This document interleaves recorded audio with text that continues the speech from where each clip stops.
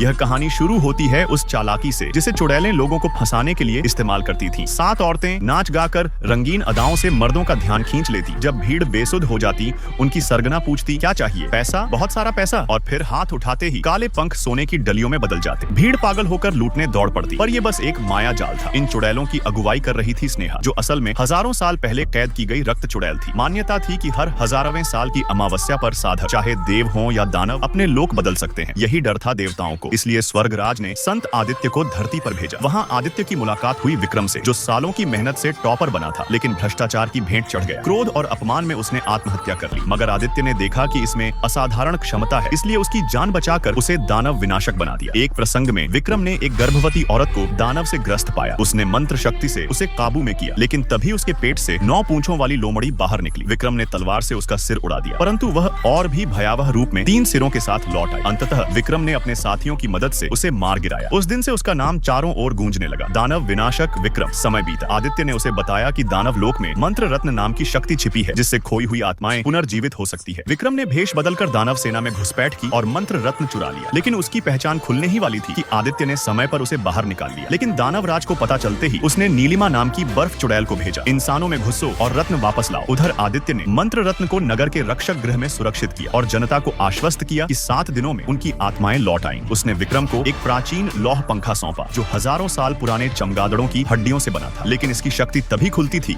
जब किसी वीर का रक्त उस पर चढ़े। रक्त अर्पण करते ही विक्रम 10 फुट ऊंचे दैत्य रूप में बदल गया, ताकतवर मगर कमजोर पड़ जाने वाला। उसकी हर सांस अब आदित्य के औषधि पर निर्भर थी। कुछ ही समय बाद आदित्य स्वर्ग लौट गया और विक्रम की सुरक्षा के लिए पीछे छोड़ गया। दिव्य रक्षक आदित्य स्वर्ग लौट गया। विक्रम आभारी था, पर उसे नहीं पता था यह सब एक गहरी साजिश का हिस्सा है। और तभी नीलिमा और उसकी टोली विदेशी नर्तकियों के वेश में शहर में घुस आई।